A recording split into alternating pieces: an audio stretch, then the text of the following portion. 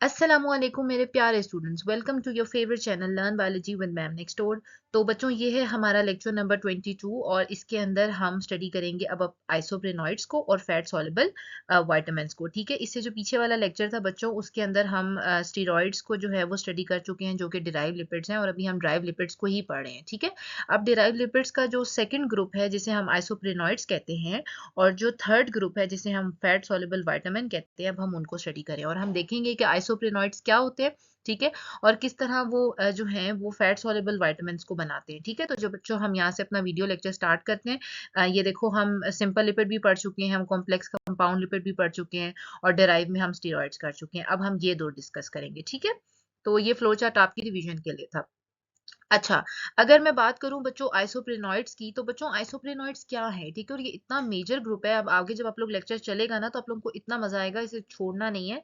इसको समझ लेना, हमारा हार्डली 10 to 15 मिनट्स का ही लेक्चर होता है। ठीक है, तो आप लोगों को बहुत हेल्प आउट होगा, करेगा ये। ठीक है, अच्छा, आइसोप्रेनॉइड्स को हम टर्पिनॉइड्स भी बोलते हैं। ठीक है, और ये क्या है बच्चों? They are naturally occurring organic chemicals that are derived from 5 carbon. ठीक है, 5 कार्बन के ये बने होते हैं। अगर आप यहाँ स्ट्रक्चर देखो, तो एक ये कार्बन है, 1 2 3 4 5। ठीक है, इस पूरे 5 कार्बन के यूनिट को मैं क्या बोलती हूँ?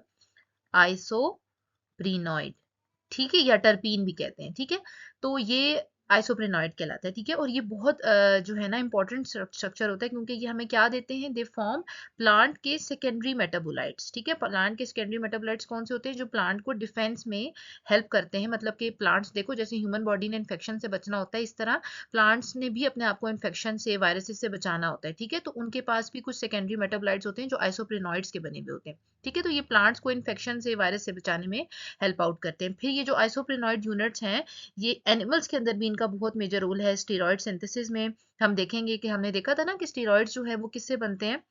कोलेस्ट्रॉल से बनते हैं। ठीक है, हमने देखा था ना प्रीवियस लेक्चर में। तो ये कोलेस्ट्रॉल भी कौन देता है हमें? आइसोप्रेनॉइड्स ही बना के देते हैं। ठीक है, इसी तरह जो विटामिन हमारे बॉडी के अंदर बहुत इंपॉर्टेंट है, फैट सॉल्युबल विटामिन, जैसे कि ए, ई, के, अभी हम देखेंगे, और विटामिन डी हम देखेंगे कि ये सारे कौन हमें बना के देते हैं? आइसोप्रेनॉइड्स बना के देते हैं। ठीक है, अगर मैं इसकी यूनिट्स की बेस पे बात करूं, तो बच्चों देखो, ये एक यूनिट के अंदर कितने कार्बन एटम्स हैं?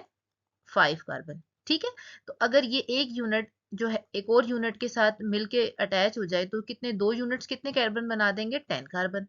ठीक है, तो जब 2 कार्बन 5 के यूनिट्स बनते हैं, तो वो क्या बनाते हैं? 10 कार्बन, और 10 कार्बन को हम क्या बोलते हैं? मोनोटर्पीन्स। इसी तरह जब ये 3 कार्बन 5 के यूनिट्स मिलते हैं, तो वो क्या बनाते हैं? सेस्क्विटरपीन्स, जिनको हम 15 कार्बन होते हैं जिनके अंदर। ठीक है, तो इस तरह ये यूनिट्स जुड़ते जाते हैं, और डिफरेंट टाइप्स ऑफ आइसोप्रेनॉइड्स हमें बनती जाती हैं, और इसी बेस पे बच्चों इसकी क्लासिफिकेशन भी की जाती है। क्लासिफिकेशन किस बेस पे करते हैं हम आइसोप्रेनॉइड्स की?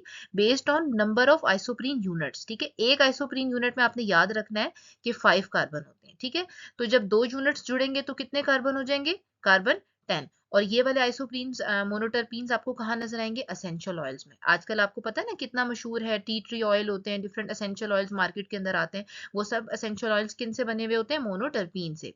ठीक है, जैसे फॉर एग्जांपल लिमोनिन, जैसे सिट्रस जैसी इसकी स्मेल होती है, लेमन के अंदर प्रेजेंट होता है, मेंथोल मिंट के अंदर होता है। ठीक है, इसी तरह जब हमने 3 यूनिट्स, आइसोप्रीन के 3 यूनिट्स जुड़ जाते हैं, मतलब कार्बन 15 हो जाता है, तो वो फिर उनको हम क्या कहते हैं? सेस्क्विटरपीन्स। और ये किसके अंदर प्रेजेंट होते हैं? प्लांट ऑयल्स के अंदर। ठीक है, एग्जांपल इंक्लूड फार्नेसोल। ये देखो, फार्नेसोल का स्ट्रक्चर देख रहे हो, ये कैसे बना हुआ है? देखो, ऐसे लॉन्ग आइसोप्रीन यूनिट्स की चेन है, और ये 15 कार्बन की है। फिर हमारे पास आते हैं डाइटरपीन्स, जिसमें कितने यूनिट्स जुड़े होते हैं? 4 units. For example vitamin A and phytol. Phytol क्या है? Part of the chlorophyll. अब ये देखो, फाइटोल का स्ट्रक्चर मैंने यहाँ पर पेस्ट किया हुआ है। ठीक है, ये 20 कार्बन का यूनिट है, और देख लो कैसे आइसोप्रीन यूनिट्स जुड़े हुए हैं। ठीक है, और अभी हम इसको डिटेल में भी देखेंगे। ठीक है, और ट्राइटरपीन्स जो है वो कितने यूनिट्स के बने होते हैं? 6 यूनिट्स। ठीक है, और फॉर एग्जाम्पल हमारे पास मोस्ट कॉमन जो एग्जाम्पल है वो है स्क्वेलिन की। ठीक है, और स्क्वेलिन ही बेसिकली हमें कोलेस्ट्रॉल बना के देता है। ठीक है, तो ये जो दो अभी हम आगे हैं, डाइटरपीन्स और ट्राइटरपीन्स, हम इनको फर्दर स्टडी करेंगे। अच्छा बच्चों, अब देखो कि आइसोप्रेनॉइड्स जो हैं वो स्टेरॉइड्स से किधर आके जुड़ते हैं? ट्राइटरपीन्स पे। कैसे? देखो बच्चों, जो आइसोप्रीन यूनिट अभी हमने पढ़ा, जो है कार्बन 30 का, वो क्या है? स्क्वालीन है। ठीक है बच्चों, फिर बॉडी क्या करती है? ये देखो यहाँ पर स्क्वालीन को 20 स्टेप्स का, ये बहुत लंबा पाथवे होता है, टोटल 20 स्टेप्स होते हैं, और उसमें स्क्वालीन किस में कन्वर्ट हो जाता है? कोलेस्ट्रॉल में। तो आप समझ आई कि स्टीरॉयड हार्मोन्स हमने याद है ना कहा था कि स्टीरॉयड्स जो हैं वो किससे बनते हैं, कोलेस्ट्रॉल से। कोलेस्ट्रॉल ही हमें सारे स्टीरॉयड हार्मोन्स बना के देता है ना, ठीक है, बाइल एसिड्स, विटामिन डी, सब कुछ हमें कोलेस्ट्रॉल बना के देता है। और कोलेस्ट्रॉल खुद किससे बन रहा है, स्क्वालिन से। और स्क्वालिन क्या है, एक कार्बन 30 का आइसोप्रेनॉइड यूनिट है, ठीक है।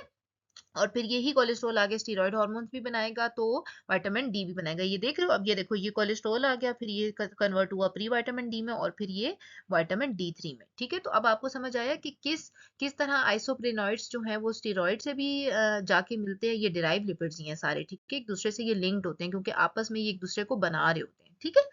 तो ये हो गया। अच्छा, फिर हमारे पास आ गया टेट्रापीन्स। टेट्राटर्पीन्स क्या है, जिसमें 8 यूनिट्स ऑफ आइसोप्रेनॉइड है, ठीक है।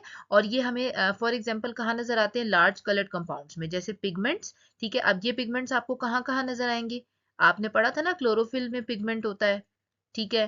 फिर बीटा कैरोटीन, बीटा कैरोटीन किसके अंदर प्रेजेंट होता है बच्चों, कैरेट्स के अंदर। यहाँ मैंने ये देखो डायग्राम में दिखाया है, अल्फा कैरोटीन के सोर्सेज हैं, बीटा कैरोटीन कैरेट में, स्पिनिच में, स्वीट पोटैटो में, पपाया में। फिर ये लाइकोपीन है, लाइकोपीन अब देखो पपाया में आपको मिलेगा, ठीक है, टोमेटो में मिलेगा, ऑरेंज फ्रूट्स में मिलेगा। तो ये सारी एग्जांपल्स किसकी हैं, टेट्रापीन्स की। और टेट्रापीन्स जो हैं ये वही कंपाउंड्स हैं जो फ्रूट को कलर देते हैं। टमाटर का रेड रंग क्यों होता है और कैरेट का ऑरेंज कलर क्यों होता है, इन टेट्रापीन्स की वजह से, ठीक है, कैरोटीन्स की वजह से, ठीक है।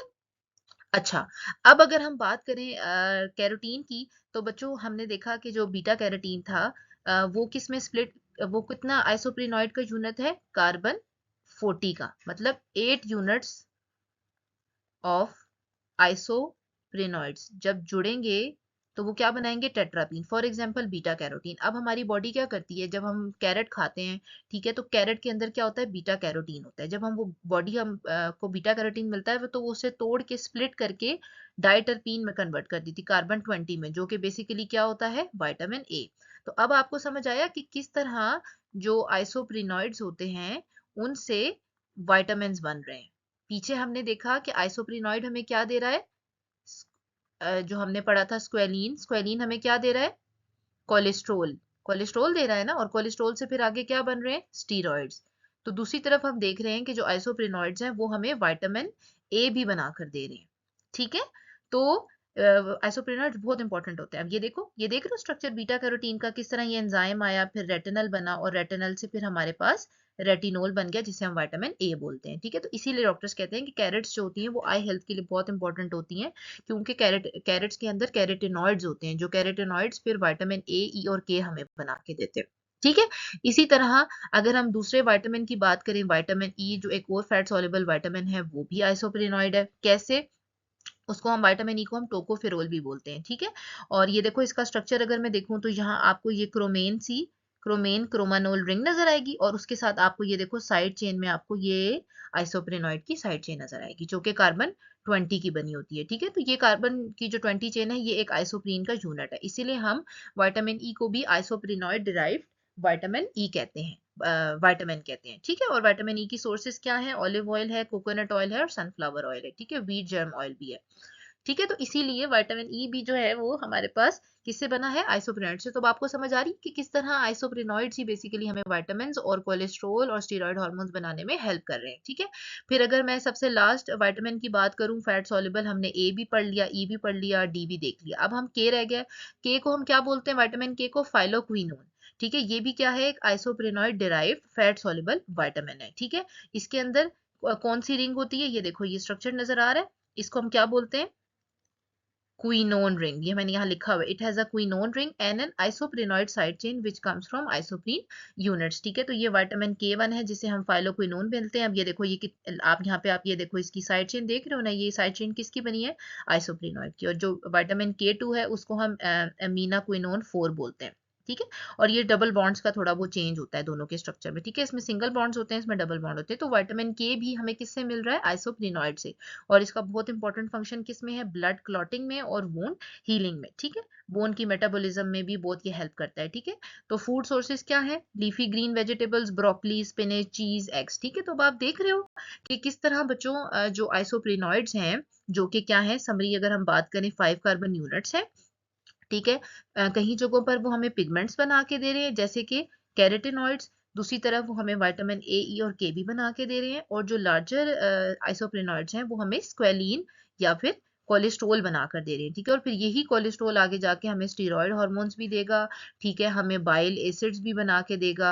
अगर प्रीवियस वीडियो देखी है तो ये बात यहाँ पर जल्दी समझ आ जाएगी, और विटामिन डी भी बना के देगा। तो बेसिकली आइसोप्रेनॉइड्स क्या है, they act as central building system connecting pigments, vitamins and hormones, ठीक है। और यहाँ देख लो ये फैट सॉल्युबल विटामिन्स हैं, ये देखो ये लीफ की एक ये लीफ है, पत्ता, ठीक है, उसके अंदर स्ट्रक्चर दिखाया हुआ है, देखो कैसे उसने ये ऑरेंज कलर के कैरोटिनॉइड्स दिखाए हुए हैं, एंथोसायनिन्स और ज़ैंथोफिल्स जो होते हैं वो येलो कलर के होते हैं, ठीक है। और ये कोलेस्ट्रॉल की है। तो आई होप बच्चों कि आपको इस वीडियो लेक्चर के अंदर समझ आ गया होगा कि आइसोप्रेनॉइड्स और फैट सॉल्युबल विटामिन्स और स्टीरॉइड्स जो कि सारा डिराइव लिपिड्स हैं, ये किस तरह से कनेक्टेड है, ठीक है। तो अगर आपको ये अभी भी कोई चीज़ नहीं समझ आई तो do ask in the comment section. In the next lecture यहाँ पर हमारे लिपिड्स होते हैं खत्म, हमने सिंपल कंपाउंड डिराइव लिपिड्स सब स्टडी कर लिया है, ठीक है। अब हम जो लास्ट बायोलॉजिकल मैक्रोमोलिक्यूल्स हैं वो हैं न्यूक्लिक एसिड, जो डीएनए आरएनए को हम स्टडी करेंगे। तो stay tune with your favourite channel learn biology with ma'am next door. Do like and subscribe my channel. Thank you so much.